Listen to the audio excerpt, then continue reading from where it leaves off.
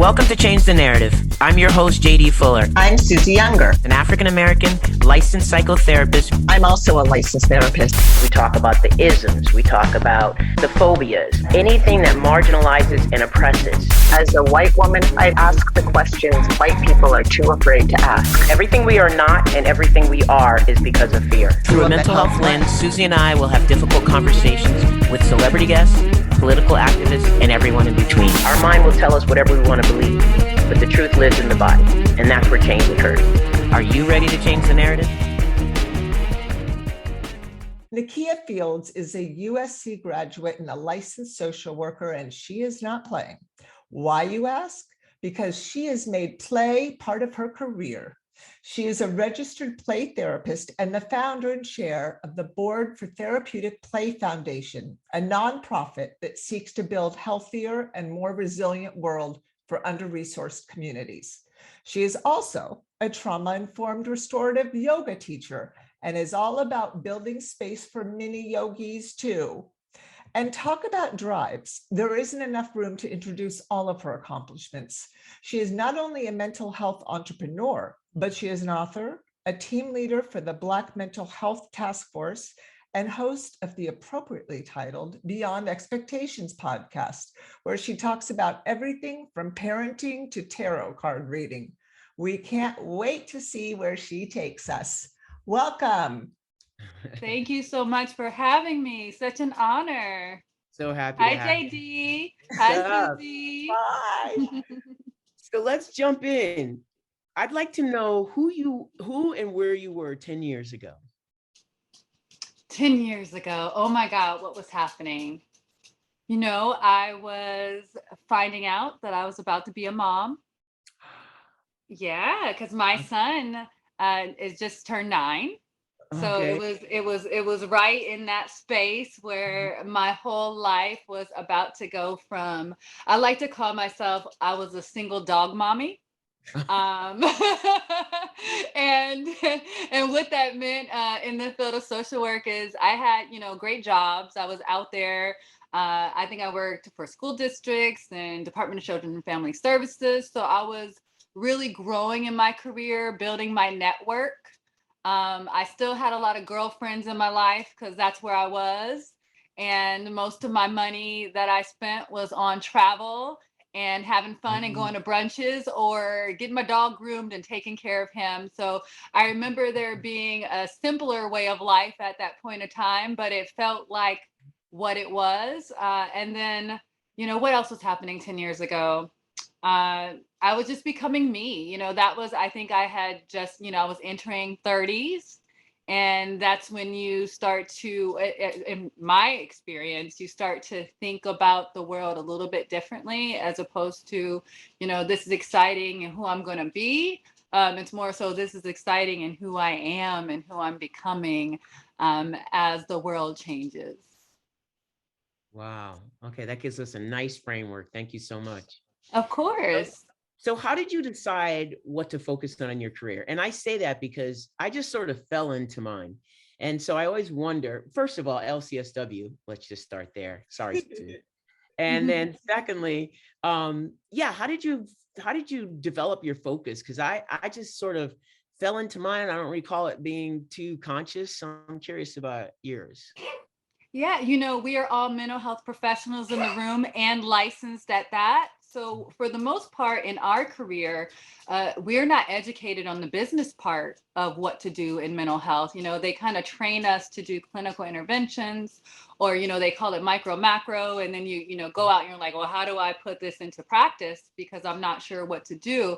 So I feel sometimes we're taught to get jobs and we sort of land in our focus because of the experience we get in those jobs we take post-graduation. And then as we gain our clinical experience and hours and we get the freedom of actually being licensed, we start to think about what kind of contracts we're now eligible for, what kind of business we're now eligible to become engaged in, but only if we've been exposed to somebody who knows that language to talk about. And if you don't get exposed to other licensed persons who are engaging the business of mental health, then you don't know it's an option. So you kind of fall into the work that you No, because that's the job you took after graduation, or that's the network you created, and those were the opportunities that were made for you. For me, Okay. I was very lucky for myself, I say, because I have never been somebody who can stay at the same job for a very long time. I need to be stimulated by learning things. So I was noticing a pattern in myself that I would want to leave or even move every 2 years. And I know, we're all mental health professionals in the room. What is that about? That need, right? But that's how it showed up for me. Okay. And I decided to take care of myself in that I learned all these different skill sets because I didn't like staying in one space. And I built a huge network because I didn't stay in one space. So I knew people here, I knew people there. I also didn't leave people hanging. I left professionally, notice, having done good work, so that it wasn't just me bouncing around unintentionally. It was me creating long-term friendships and relationships with partners, later on business partners, as I went. So I've landed in this world of being able to work in an industry that I'm very interested in mental health. I love working with clients, but I love also building programs and building businesses. So I kind of center the line of being able to do clinical work in the line of what I practice. I'm a mindfulness person. I'm a yogi. I do art myself personally. So I get to practice and help other people learn those types of things through the programs I build. And I do have a small caseload of clients sometimes because they won't let me let them go. But beyond that, I am truly free to kind of invite workforce development in our field, opportunities for more of us to know how free we truly can be with the type of clients we can work with, the type of programs we can work within, that it doesn't have to be the job you started with. It could be whatever stimulates your mind. You can go create it, especially with a license. You said a couple of things that have me thinking, and one in particular is that I teach psychology students at a graduate school, Antioch, and I notice how much more they are geared towards private practice than I was in my clinical social work training. It's all about frontline, get out there, make a difference. I was convinced I was going to change the world once I graduated, even though I was an older student. So it's an interesting concept that you speak of in terms of, expanding the lens to see all of the possibilities, because I think we're geared towards programs, frontline, and don't think about the business aspect of things. So that's very interesting.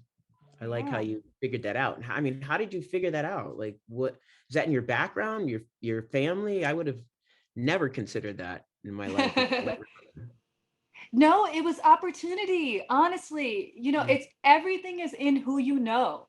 So I was working at DCFS and people knew that I was commuting to USC. I'm a Trojan, go Trojans. And people knew, so I did my placement in the county of Riverside because that's where I grew up. I'm from the IE. IE. And yeah, and if you know, you know. I Um, finished up in the IE. Oh, okay, so you do know. Yeah. Having my whole family in the IE, and then I was going to grad school in LA, and I was a first generation college student, and my mom thought I was crazy going to LA because she doesn't drive the freeway. So I was very much. It was a wild experience to end up in LA and have my education there, and so I had some family emergencies. My little cousin passed away, and I decided to be near family for my field placement as opposed to going all the way to LA for it, so I could stay living near my family in the home. But what that brought on was an opportunity for all the Riverside County social workers to know that I was commuting to LA for school and asked me to do their visitation for their clients for the month as a part of my internship, right? So I'm doing favors for people who they don't have to drive to LA for half their caseload, and I'm handling for them, doing their notes for them, building these relationships, right? And getting to be in the adoptions unit as a still in your program intern is kind of a big deal in that particular department. because usually it's preserved for the more experienced social workers because it's considered more of a cush job to do adoptions versus emergency response, which is going right in the room when there's the abuse and removing the children. That's a little bit difficult for us in this profession, and it is considered to be an easier one to work in adoption. So long story short, the fact that I made those relationships and they knew how I wrote and how dependable I was, when there were opportunities for contracts, they said, hey, are you considered a business? Are you willing to do this? And I was like, well, I'll create a business. And that was how actually my first business started, that people wanted to give me an opportunity, but it wasn't available to me as a W-2 employee because of the way the county worked. Right. So they kind of nurtured me. I went and read books at the library. I asked my professors, like, how do you write a contract? What's a proposal? Like, I was just out there figuring it out because I wanted to learn how to build this home visitation business. That's what it was. They wanted me to be a consultant. And so I figured it out. And then from there, once you have relationships with people and people trust that you have an ability to do a service, the next thing is to be a salesperson and believe in yourself enough to say, listen, I want to work with children and I want to do yoga with them. And this is the proposal I say, and this is how much I want you to pay me for it. And then have the confidence enough to say, this is what you need. Of course, you have to have data behind it and intent behind it, but it's possible to build whatever you need if it exists as a problem. That's amazing. That's amazing. So talk about yoga and how you figured out the best way to integrate that into your therapeutic practice. How did that connection happen? Well, it really happened after I had my baby. So I had some problems with, I had to go on bed rest for the last 3 months of my pregnancy. And that was difficult for me because at that time, my business was a sole proprietor, meaning that I was the only person doing the labor of it and bringing the income in. And so to suddenly go on bed rest without the opportunity to plan for a full 3 months of income and all that, and also what else was going to happen? Can you imagine what was happening for me? I'm also, I'm naturally an anxious personality. I'm high energy. So it's always coming out of me, this emotional passion, like my whole life. This is kind of what's been going on and what's been going down. And it really came to a head for me chemically, because not only was I in complete fear about how I was going to take care of myself, I wasn't actually in the healthiest of relationships with my partner. And then there ended up being a custody battle after I gave birth for a very long time. It lasted about 4 years, I would say. We are now very happily and healthily in a great co-parenting relationship, and my baby is very happy, and we have moved through. We do everything together as a family, so I'm very happy we got there. However, that particular period of transition from being pregnant, being in a relationship that didn't feel healthy and happy for me as a mother, being a licensed clinical social worker who no longer had the ability to work on her feet and do her work or bring income in, really created this anxiety in me that became postpartum anxiety. Okay. And I truly had to really deeply go inside self and understand that I needed to become the best person that I can be to cope with this in order to be a mother to this child and also to keep this child in my life. And that required yoga and breath work and sound baths. And I remember I was already an avid runner. Physical fitness is something that I've always utilized as a way to cope and a way to stay productive and able in my own life, because you have to intake good food and you have to get good sleep, and you also have to move your body to achieve, your best self. And that includes in business. How can you be a good business leader? How can you make good decisions if you're not, engaging in wellness? So the fact that I was able to recover and still eat and keep my child and go through a custody battle and all the cost of that required me to have a meditative practice, to be able to sometimes pause and address that you are in a very painful situation right now, and you have to make decisions that may cause you harm or they may stress you out. Or you'll have to have conversations with other people that might stress you out. but you got this because you can always pause and breathe. And that's what yoga did for me. And as I worked through and survived it and thrived despite it, I wanted to Right. share that with other people. I just really wanted to share like the difference it makes when you have a mindful practice and you can regulate your thoughts. You can regulate yourself when you're in a stressful crisis situation because you already practiced it before you were in crisis. And that's truly the work of dealing with anxiety. And now I do it through art and play and music and dance events. I do community outreach events with the nonprofit I run, with the intention of exposing more and more people to the idea that you can do art together and engage together in community. And that's healing as well as talk therapy is. You know, a lot of people use mindfulness now. If you go on TikTok, you can learn all about it. But but the reality is that I haven't heard many people integrate it as well as you just did. So I really appreciate you taking the time to do that and explaining your journey. I think that was really beneficial for people to hear. Thank you. Thank you. So let's shift gears a little bit and talk about the Black Mental Health Task Force. Talk to us about, just explain it basically, and how did you get involved and what does it consist of? Yeah, that's been the most exciting part of the past couple of years for me, to be able to realize that underneath everything, social work, LCSW, you and my family, although LMFTs are great and everything, you Not guys hating. are a bit different. You're a bit different than us, Yeah. like your whole perspective, from what I understand, because, I did not go to a program for MFT, is that the difference is social work is kind of like systemic and family systems are the approach we come from. And outreach is also a big part of that. Like, how do we support with resources and advocacy in addition to helping the client understand and notice their own patterns? Yeah. And I think that this past couple of years has really allowed me, as a mental health professional and a mom and someone who had to advocate for herself, like that last story I told you about, that was all advocacy for me.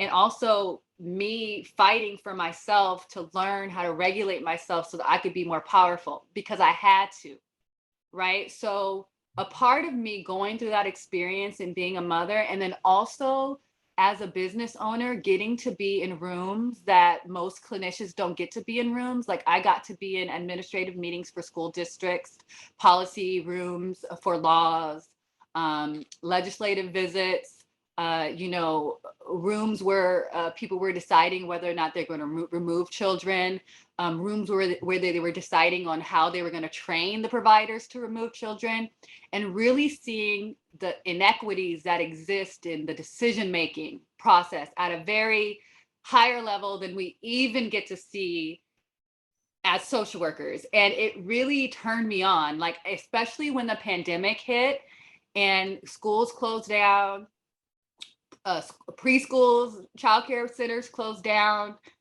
People still had to work, especially essential workers. People were dying because they were sleeping on the streets and freezing. Like, there was just so much news coming at us about the Black community suffering, and I'm this mother who just had to, so think about my story. I'm this mother who just had to fight to keep this kid. And now I'm looking at the world, and the world is scary as hell for my little Black boy. And all I could think was, I have a PPS, so I also consult with a lot of schools. Okay. The disparity, the school to prison pipeline is a real thing. And to be witness to it, and to be in a lot of IEPs and be the school, like I had contracts where they hired me to provide the mental health staff for schools that needed IEP based services for mental health. So I was in all the school districts, watching the disparity for Black children in particular. So I decided to do something about it. There was a DMH meeting. Somebody invited me to it. They heard me speaking at a school district meeting about this topic. I was like, listen, somebody has to do something. And they said, we invite you to come to this Department of Mental Health stakeholder group that's to inform Department of Mental Health how to address Black wellness from the department, because the state demands they have this meeting and listen to the public. I said, I'll go. And I spoke, and then somehow I ended up becoming one of the co-chairs and leading it for a couple of years. And while I was under leadership of me, I asked for a motion that we needed an action force, a task force that would actually do the outreach to the Black community and the policy advocacy and all the things that we need. And we need somebody to do that. And hey, if it's not going to be you, DMH, because you have all this red tape, because you're a huge department, can we, as the leaders in the Black mental health community, form a task force? Motion was passed. It was founded in June of 2020. We have gotten 2 bids from Department of Mental Health to do outreach directly to the Black community. We had the Empowering Black Families Conversation Series. We are finalizing that with an event next month, a community awards gala where we're giving scholarships and awards to community members who advocate for Black wellness. We vote for who are the winners at that DMH meeting. We do this Black elderly outreach. We got a bid from Department of Mental Health. We're partnering with Department of Public Health on maternal health outreach directly to mothers and babies who are experiencing postpartum depression and anxiety. And as you can see, every topic that we're fighting for are things that I fought for and I needed when I was going through that time. So that's why I formed my nonprofit. So I guess my story is truly that when you need help and you need to gain power, you have the ability to build it for yourself. Yeah, beautiful. I love that. And Lord knows I've worked for the Department of Mental Health. I was an outreach therapist. I've worked in the public schools in California. I know everything you're talking about. And it's, I've worked with DCFS. It's painful. I mean, the inequity is real. So the fact that you're doing something about it, right on. Lord knows it needs all the help it can get. So I think it's amazing. Yeah. Thank you. Thank you. Yeah, no, I mean that sincerely. I was on the front line for many years in California, in Los Angeles in particular. So I saw it, I grieved it. It was very overwhelming, the inequity. So I mean that sincerely. Yeah, well, I appreciate that. And a part of this work is I'm making a documentary. So all this outreach I've been telling you about, I've been filming it. And I just got back from Ghana, where I work with a nonprofit there called Learn, Grow, Lead and the Children Helpers Farm. They have an orphanage and a sustainable farm. They grow the farm to feed them and help find transportation to get the kids to school. So we are trying to connect our ancestry and our culture and knowing about our history with mindset of Black Americans here. So that's why the documentary for me is such a passion project, because sometimes talking to people and giving them a lecture or workshop on history or intergenerational trauma and how toxic stress impacts our bodies and our wellness and our future, right? Sometimes telling people that is different than showing them. So the documentary is going to be 11-part series. We have interviewed so many experts. We were filming during the racial uprising. We caught a lot of that craziness that was going on. So when it comes out, we're hoping February 2023, that maybe we could visit again and show you the trailer or something. Awesome. Absolutely. Absolutely. For sure. You just hit on something I want to go into a little deeper, which is, it appears there's a collective focus, removing the stigma from mental health and understanding and finding wellness in the Black community, as well as the rest of the global majority. How do you think we should continue to expand on this energy? I mean, you're doing a lot as it is, but how do we continue to grow this effort so that it becomes international, if you will? Right, as it should be, because, not to say that, well, I will say it, Black people are on fire. I think that, other ethnic groups or minorities, people in poverty in general, without enough resources are suffering. But I think there's something particular to the Black experience that's happening globally, that is, who knows why, there's something that occurred many years before any of us were here, that integrated this type of behavior within humans. But we still have to live with it at this point and see that the health data is showing that Black people are dying more often than any other group, that our children are at risk for so many more things than other children. And when you think about that, that means there's a mental health component, because mindset is mental health. And if a lot of people say, pull yourself up by your bootstraps, or you have the ability, or positivity, like a lot of people say that. Yeah, sure. all that stuff does work if you have the foundation and the groundwork and ability already established. You already got a home, you already got food Yeah. regularly, nobody Yeah. beating you up or sexually abusing you every day, then yeah, you have a foot above everybody else. So I think that stuff isn't taken into account. And then when you think about generations not being able to have access to wealth, wealth being destroyed intentionally because it was built, all this historical stuff that lies at our door is our trauma, and we have to see it and address it. I think the racial uprising and all the attention on Black lives mattering within the past couple of years has made the Black mindset, Black wellness, Black health, people are out here, people saying Black, it's our time, and using the slogans "I can't breathe" and George Floyd and all that as a motivation for the world to wake up and see what's happening. And I think we as a people collectively, not just Black people, have to continue to put our foot on the neck of that. Oh, it's not just a buzzword right now. It's not just something you cared about last year and now we're on to this topic. No, this has been a long time coming, and it's going to take a lot of intentional work and education and awareness building for everybody as a collective to recover from this. And it's going to take a really long time. It took a really long time to get here. But I think every one step at a time, with everybody intentionally choosing health and wellness and rest. We as a community have to let Black people rest. Sometimes that means let them rest enough so that they can be their most powerful selves. Yeah, no, I couldn't agree with you more. This idea that you said minorities, and I want to challenge that a little bit, because we are no longer the minority. We are the global majority. Yeah. And that is what is more threatening to to the powers that be right now, is that if, when, I'm not even going to say when this goes international, everything changes. It all shifts. So that's why there's so much pressure right now on silencing and suppressing in a way that hasn't happened in the past. It's more intellectually geared now. This whole CRT, the whole fight against critical race theory, it's become really intellectual, trying to attack the things that they know will educate and expand this movement, because it is a movement. So I agree with you wholeheartedly. I appreciate you just sort of putting that on a timeline and the encouragement. It's so necessary. Yeah. Social justice and mental health advocacy, it's exhausting. I mean, it is high burnout. How do you stay grounded, and how do you fight that burnout? What do you do? I know you do the yoga, but is there anything else? Mindfulness, I think it's a great integration, but is there anything else that you subscribe to that really helps you sort of stay grounded in this journey of yours? Yeah, I take breaks when I need them. I'm a big proponent of self-care.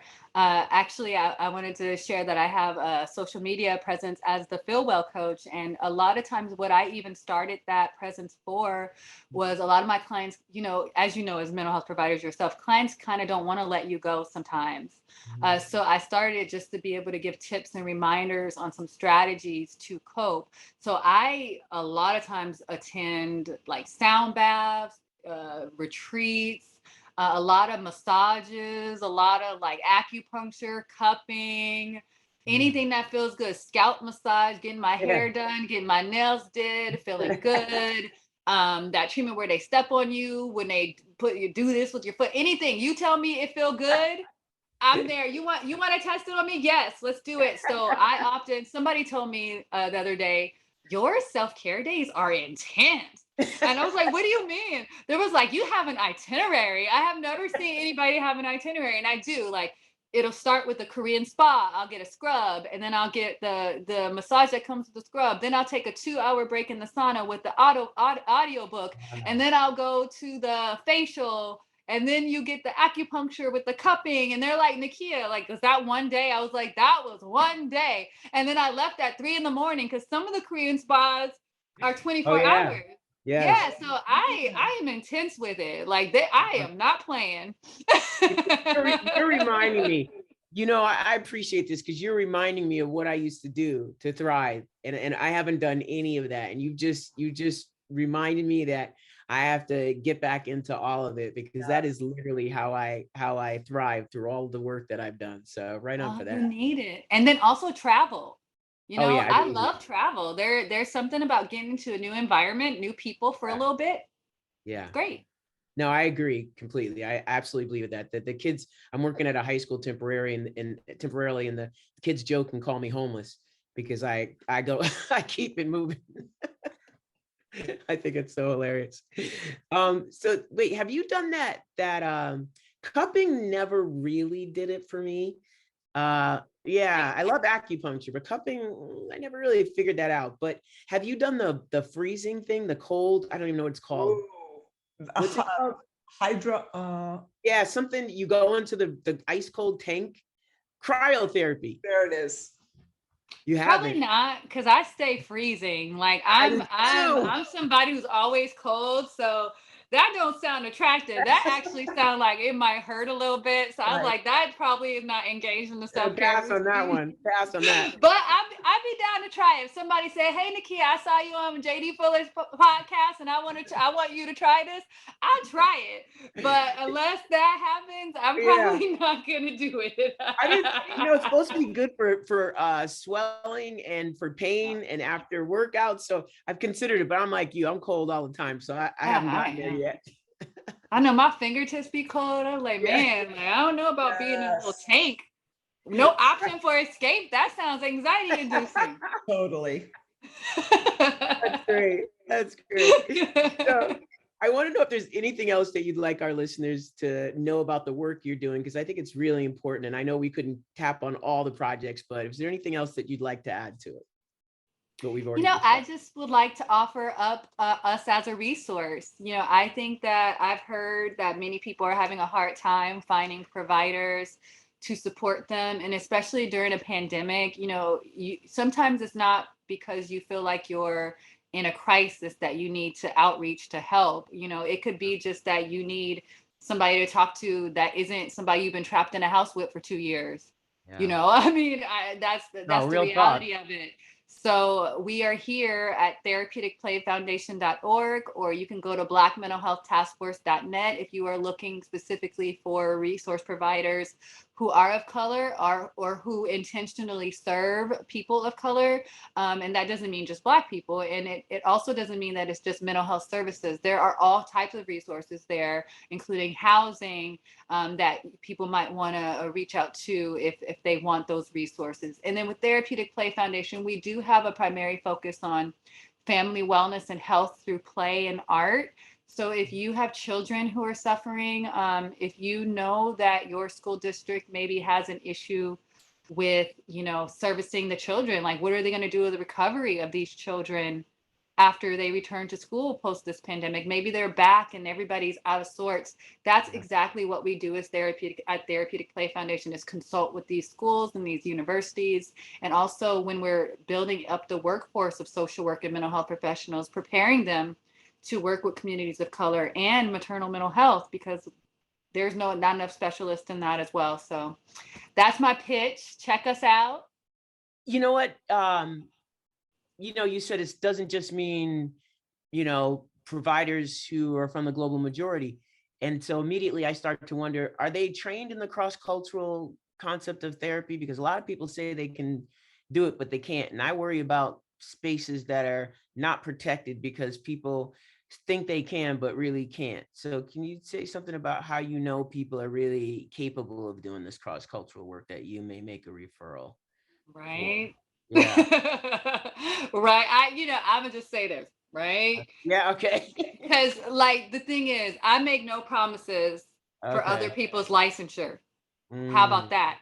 yeah. Unless I'm clinically supervising them, I can make no guarantees. But what I can say is that people in the Black Mental Health Task Force, that was a force that we're all volunteers. We're a coalition, not an organization. Yes, my organization, Therapeutic Play Foundation, is the backbone organization, but we have 10 organizations that are signed on to be in coalition with us. And we have 30 partners who were Wow. there for the formation of the task force and have supported in various ways.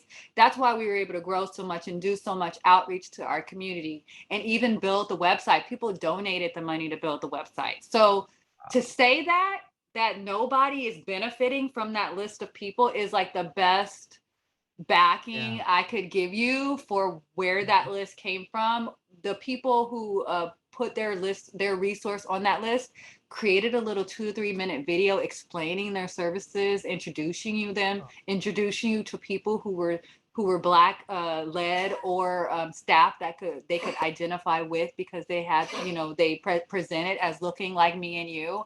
So I think that's the intention. So hopefully that helps. But everybody's suffering right now. There's not enough billable sources to be able for us to run large enough programs to be able to service low-income clients. There's restrictions on getting a Medi-Cal number that seems completely unfair. I'm doing some policy advocacy around. There's a lot of barriers to us getting quality care, and it's not our fault as a provider. No, I agree. I feel a lot of guilt around the fact that I can't do more. So I hear you. It's a real challenge in the community, and I again just want to appreciate the work that you're doing. So talk about donating. How can people reach out to donate money, consider volunteer opportunities, various organizations or projects? What can they do? How can they do that? Yeah, there's a donation page both on Therapeutic Play Foundation's webpage and Black Mental Health Task Force. We are always fundraising to continue programs. We do, because we are a nonprofit, we do have the opportunity to apply for grants, and we have been, that's why we're even able to have the staff that we have, the wonderful team that we have. And then I'm very proactive in, mental health entrepreneur here. So a big part of entrepreneurship is being able to speak and write on paper what your idea is, and then sell it to somebody and give it a price. So I think that as long as I have that skill set and I'm running this organization, we will always find funding, because I will not let it go under. But I am always looking and recruiting board members who would like to also further this, because Therapeutic Play Foundation is a nonprofit, which means it's publicly owned. So if anybody else has a passion for some of the things we've talked about, you're like, I want to get on board with that, I want to help with this, please do come through, because help is always necessary in a mission such as this. It's huge. It's huge to tackle Black mental health, because I gotta tackle systems, and I gotta tackle individual mindsets within our own community. Well, we've been taught. We've been taught by the oppressor. Well, so the internalized depression and the self-hatred, it's really a big job in and of itself, let alone the external systems that oppress. So I feel you on that. I'm so glad that you're doing what you do. I'm so thrilled that you have the energy to do what you do, and that it's your passion. I'm just so grateful. Ultimately, how do you want to change the narrative? What's your byline for that? I say, let's change the narrative to be, I am powerful. Yo, I like that. I like right? that. Like no matter what ethnic group we are, no matter what our situation or environment is or who's around us, I am powerful enough to notice I don't like this, and I'm gonna start making little action steps to do something different or impact change. And that's our responsibility. So I am powerful. I can do this. I have options. I am not trapped in whatever this is that I am in. It's a hard one to hang on to, and it's important to remind each other and to role model that. So we're going to end right there. And thank you so much for your time. Really, you have to promise to come back and talk more. I mean, we could have gone on and on about all the things that you're doing, even more in depth, but this is a nice beginning. So please come back, hang out with us, and tell us more of what you're doing. So I'm sure by then you'll have twice as many things to discuss. Thanks for taking the time, Nakeya. Thank you. All right. It was such a pleasure. Bye. So much so. I'll be in touch.